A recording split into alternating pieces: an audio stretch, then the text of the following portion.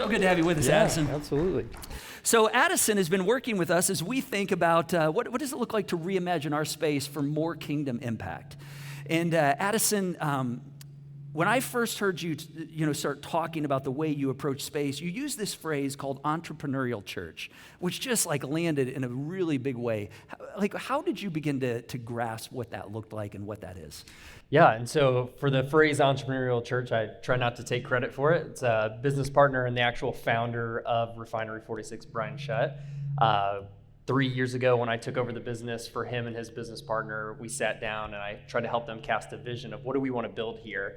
And I was like, Brian, just tell me, what did you always envision when you bought this building? Because if you've never seen Refinery 46, 8 years ago, it was a dilapidated, completely abandoned building that they took and they renovated. And Brian said, I always envisioned this being an entrepreneurial church. I was like, well, what does that mean? Well, it means small business owners can come into this building, they can be anticipated, they can be welcomed, and they can be known here. I was like, well, man, that sounds a lot like church. You're just doing it for small business owners. So that's kind of where that started, and that's really shaped a lot of how we've started to set up our operations. And a little more context, when I took over, we had about 30 offices. We had 8 co-working members. Today we have 50 offices and we have 50 co-working members. So there's 100 businesses that now operate out of our space. And I feel like we're finally living into what an entrepreneurial church could look like. And you're giving space to individuals to start up, or maybe they've started up, but they're beginning to take their business seriously and begin to network in a collaborative environment to grow to new places. And yet, faith is a part of that. Not everybody's a person of faith. How do you see that faith and that business aspect interface right there? Yeah, so, when somebody comes in, actually the first person I ever onboarded into Refinery 46, Radbot Video Productions, to give them a shout out, they came in, Sarah goes, so I quit my job today. And I was like, well done. I started clapping for her. I was like, welcome to small business ownership, And that was a huge leap of faith for her. And it was great that she came to us, that she could be received and said, meet all these other people who have made that same transition. Every question you have, we do luncheons for everybody for different industries. They show up to it and just ask a question that there's a room full of other people who have asked that same question. So all the way down to, hey, go read this book. And let's go have a conversation about that, whatever you want to talk about, all the way down to sometimes even taking church further and saying, here's Mere Christianity by C.S. Lewis. Let's have that conversation at some point as well. Yeah, awesome. So, you work in a realm of multi-use space, and you see this pathway for churches to create sustainable revenues, not just to help fund the ministry differently, but that begin to form more kingdom partnerships and even have greater community impact. How does that work? How do those partnerships come together?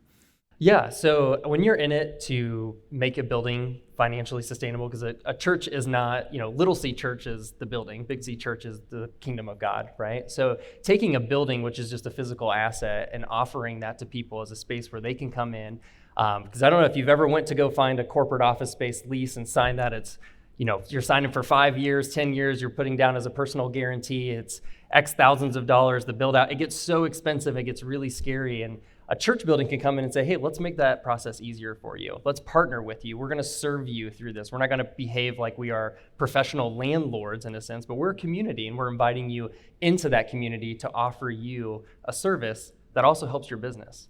Yeah. And so that's something we're going to be implementing here at Crosspoint later this year. In fact, we're working with Addison. Some of you have been in meetings where you've heard a bit about this and what this. Look, this is the guy right here that's behind the framework.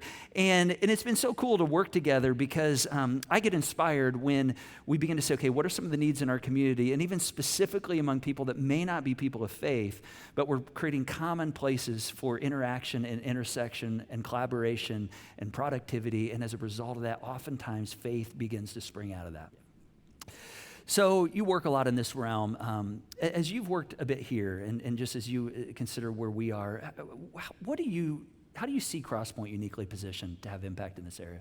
Yeah, I get asked this question because it's not just Refinery 46 that I work with, but there's a handful of other buildings that I serve and help set up plans for. And I always tell them, people want to know what's the silver bullet or the secret sauce to make a building work. And I said, it's people. And that's never the answer building owners want to hear is if you have really great people who are really passionate about your mission and your culture, it drives everything. And it really takes on, we even say, if you hire an executive director for your building, you hire a CEO for your building, they are starting a new era for your building. They are going to drive a culture. People are going to gravitate towards them. And it doesn't have to be one person. It can be a fleet of people. It can be a church body of people that say, I'm going to show up. I want to make people feel known. I want to make them feel welcomed, and I want to grow alongside with you, because life's a journey. Business ownership is a journey, and you need people in your corner. We use a phrase at Refinery. We have it hung up in several spots in the building that you go out to start your own business. Maybe even your own family doesn't support you, but we do. And so we try to fill that void for a lot of people who are stepping out into a leap of faith and saying, we'll catch you. We'll be here. Awesome. Yeah. So part of why we're sharing this is as we move into this over the next 3 or 4 months, first of the year, we're going to begin to work toward making the space more community driven. Part of the best mouthpiece on this really is people that are part of our community. As you're interfacing with people, you might go, oh my gosh, I got a friend who's a small business owner working out of their house, and they need that next phase or that next space. Any encouragement you'd have for our community as you think about how to champion that? Yes, the only skill you need to champion this, to make it go further, is availability. Just show up for 1 hour a week.